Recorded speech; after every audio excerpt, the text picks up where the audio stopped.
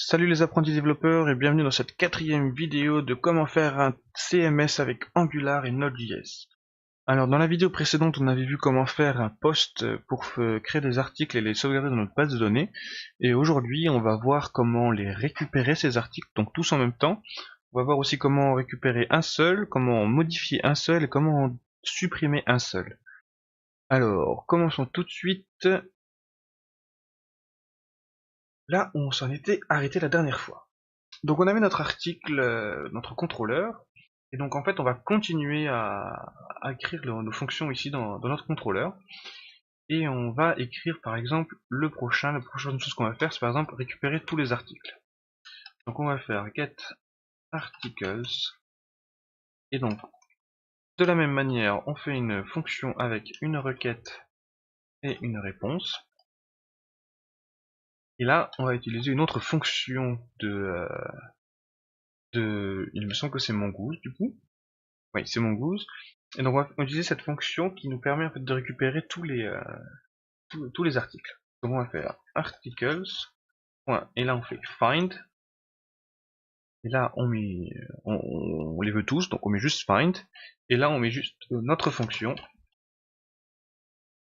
qui va récupérer une erreur, au cas où, s'il y en a une, et aussi il va nous donner tous les articles, si jamais il les trouve. Donc là, comme d'habitude, on regarde s'il y a une erreur, et s'il n'y a pas d'erreur, on va utiliser le même message ici, parce que de toute façon il est dynamique. Et voilà. Maintenant on va vérifier aussi si on a bien des articles. Si on n'a pas d'articles, ça sert à rien de renvoyer, enfin on va rien renvoyer du tout, et du coup ça va être un problème. Du coup, on va vérifier si on a des articles. Donc si on n'a pas d'articles, on va renvoyer une réponse. Donc on va faire ça rapidement pour aller un peu plus vite. Donc le success il est false, le message c'est there is no articles in the database. Et du coup le statut sera 404 puisqu'il n'y a rien. Et si on n'a pas d'erreur et qu'on a des articles, dans ce cas, on peut renvoyer res.json, on va renvoyer success, cette fois à true, message, on va renvoyer articles has been retrieved successfully, et on va aussi bien sûr renvoyer les articles dans l'attribut data. Et le statut du coup ce sera 200 puisqu'on a bien tout qui a fonctionné comme il faut.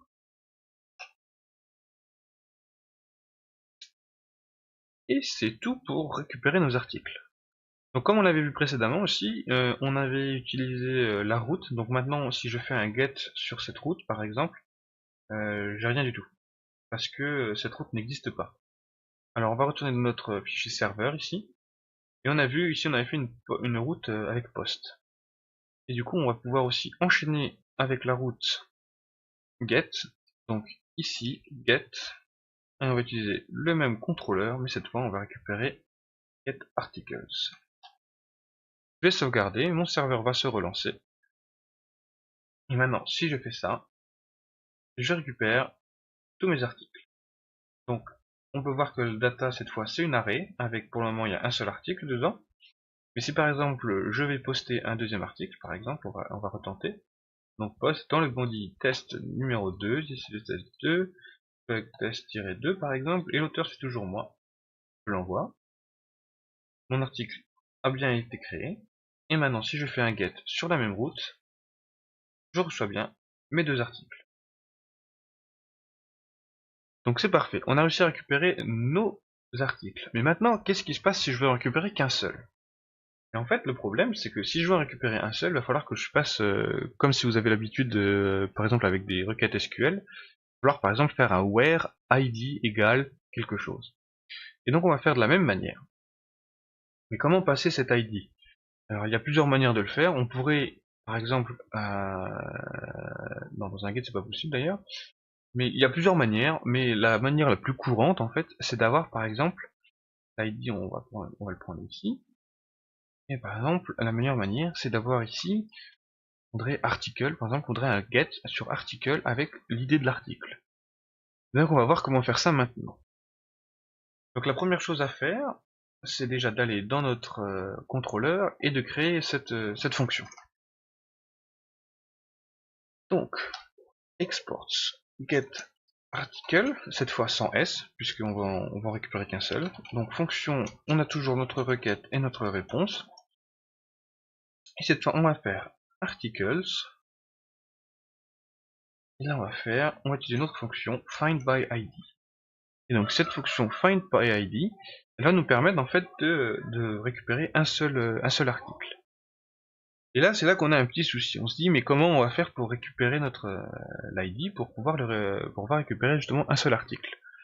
Et en fait, on a un truc vachement bien qui nous permet de le faire. Alors, il me semble que c'est par défaut. On va vérifier. Mais du coup, on va simplement utiliser la fonction qui est donc dans les paramètres. Et c'est dans les paramètres, dans les, pardon, je recommence. C'est une variable qui est dans la requête. Et dans la requête, on a les params. Et les params, en fait, c'est ce qu'on a justement dans l'URL. Donc on va faire un params, on va le créer ensuite sur notre route, ne vous inquiétez pas, parce qu'on en a besoin aussi là-bas. Et là, on va écrire article ID. Et maintenant, on récupère dans notre fonction, encore une fois, une erreur s'il y en a, et on va aussi récupérer notre article singulier si il existe. Donc je vais copier rapidement tout ça, et je vais le mettre ici, et je vais juste changer ce qu'on n'a pas besoin. Par exemple, l'erreur, on va avoir exactement la même, donc il n'y a pas de souci. Maintenant, pour les articles, on va vérifier s'il y en a un, du coup c'est plus articles mais articles, donc on va juste copier-coller. Le message, on va le changer, on peut dire par exemple there is no article with this ID, et puis on peut lui coller ici par exemple l'ID, et le statut 404. Et maintenant ici, on va changer aussi, si tout va bien, on va changer article has been retrieved. Il manque un E, je sais plus s'il est là ou là. Bref. Voilà, et là on va lui récupérer l'article qu'on vient d'avoir.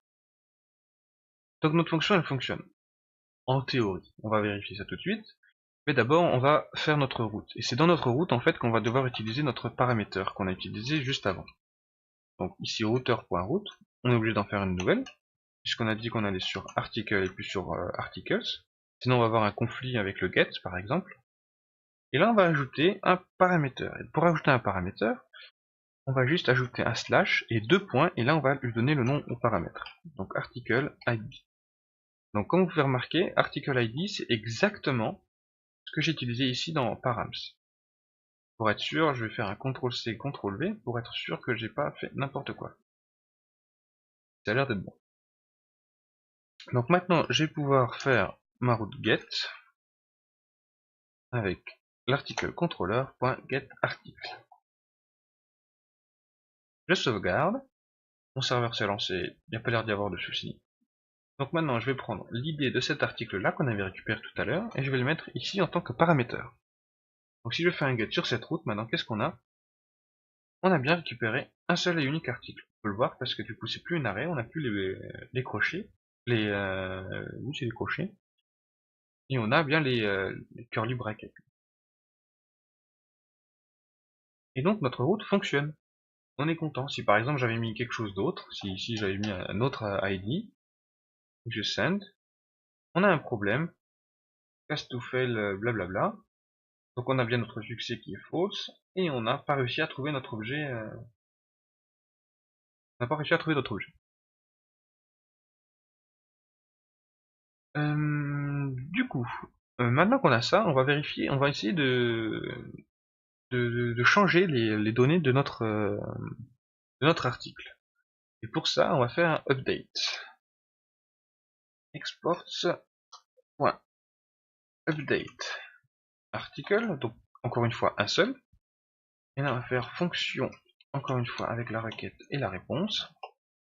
Et là, on va utiliser la même chose que il y a 30 secondes. On va récupérer un article, articles find by ID, avec, comme on avait juste avant, requête params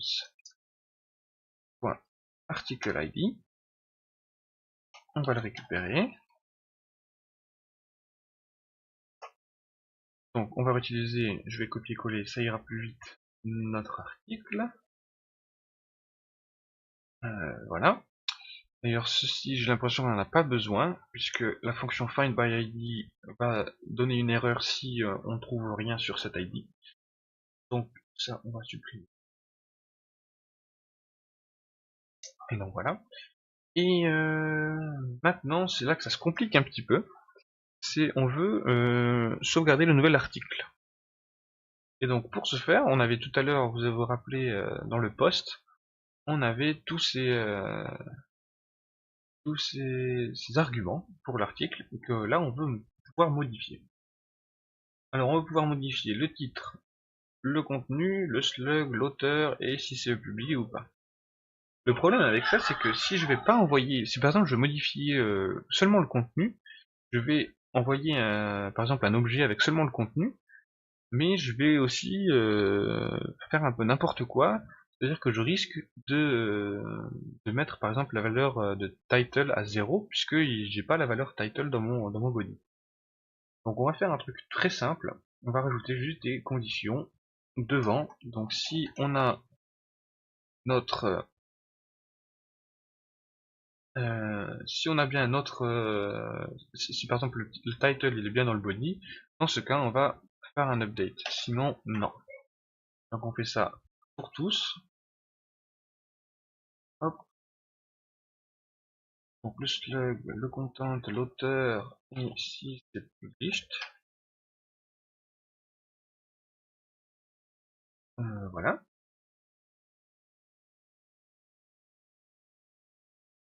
Et on va aussi. Et donc maintenant qu'on a notre nouvel article, il y aura un petit problème avec publish, je vous montrerai tout à l'heure. Mais voilà. On va maintenant utiliser notre article.save. Et comme de la même manière que le post en fait, on a juste une fonction avec une erreur.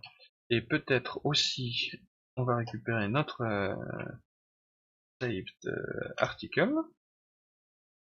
Donc de nouveau, si on a une erreur, on renvoie toujours la même chose. Un peu répétitif, il y a peut-être des chances que vous sachiez comment faire pour renvoyer toujours ça en cas d'erreur. Moi je ne sais pas pour le moment, mais si vous avez une solution, vous pouvez toujours le mettre en commentaire, ça peut être intéressant.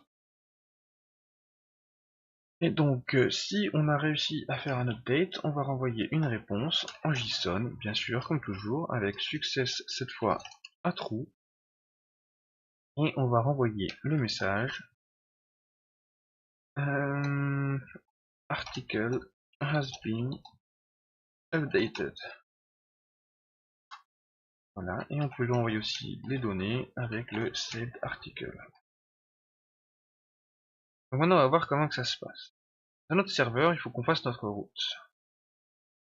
Donc, à la fin ici, on rajoute un put, ce qui nous permet de faire en fait des requêtes, put, quoi. Et donc article controller, update article. Je pense que maintenant ça commence à devenir plus ou moins compréhensible ce qui se passe. Donc maintenant on va essayer notre route. Donc on est toujours sur la même. Notre article n'existe pas, du coup on va refaire plutôt un get sur tous les articles. On va l'envoyer, on va récupérer notre ID ici. On le colle ici et maintenant on va faire un put. Donc dans le body, on peut voir, voilà, on avait déjà le test 2 et ainsi de suite. Et on va modifier l'article numéro 1 qui était juste test en titre. Du coup là maintenant en titre, on va mettre par exemple test update. On va pas changer. Bon, les articles, bon, les données vont changer puisqu'elles sont déjà mises. Mais normalement, le titre devrait bien sûr changer. Donc maintenant, on va lancer la requête. Et là, on a un problème. On a un problème parce que on a une duplicate key. Et en fait, on avait dit que le slug devait être unique. Et c'est pour ça qu'on est embêté. Donc on va réessayer maintenant en changeant le slug. Et on peut voir qu'on a réussi success. C égale à true, article has been updated, et là on a bien notre nouvel article qui a été updated. Juste assez rapidement. Et donc voilà. On arrive maintenant à créer un nouvel article, à récupérer tous les articles d'un coup, à récupérer un seul article grâce à son ID, et on arrive aussi à changer les données de cet article. Maintenant, on a un autre problème qui est avec Published. Si par exemple je le mets à true maintenant, et que je l'envoie, on peut voir que Published est à true, mais par contre, si je le mets à false, et false comme maintenant, ben, ah si, ça a fonctionné, pardon, j'ai rien dit, donc du coup il n'y a pas de problème. Je croyais que j'avais eu un problème avec les published, étant donné qu'il était à false, il avait du mal à savoir qu'il était vraiment bien dans le body. Mais finalement, ça fonctionne mieux que je ne le pense, donc tant mieux. La vidéo est déjà assez longue, du coup on va aller un petit peu plus vite pour le delete, étant donné que ça marche de la même manière. Donc du coup, exports, on va faire delete article, fonction, requis, requête et réponse. Et on va faire article et on va utiliser une fonction qui s'appelle find by id and remove. Et là, on a juste à mettre requête, params et article id, une fonction avec l'erreur, et c'est tout. On a là, encore une fois, la même chose. Et sinon, on renvoie réponse.json. Si on a réussi à delete, on envoie success true et on envoie un message article has been deleted avec un statut de 200. Bon, on a des statuts avant, mais c'est pas trop grave.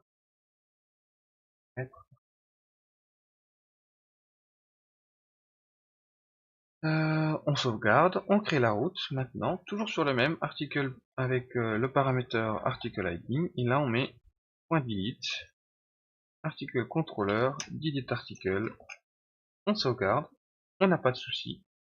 Et maintenant, si au lieu d'input sur Postman, je mets un delete, et que j'envoie, mon article a bien été supprimé, et on peut vérifier ça tout de suite en allant sur tous les articles et en faisant un get. J'en ai plus qu'un, qui est le deuxième. Et voilà, on a réussi à faire notre contrôleur, notre serveur fonctionne plutôt bien, notre modèle, et on est parti pour la suite.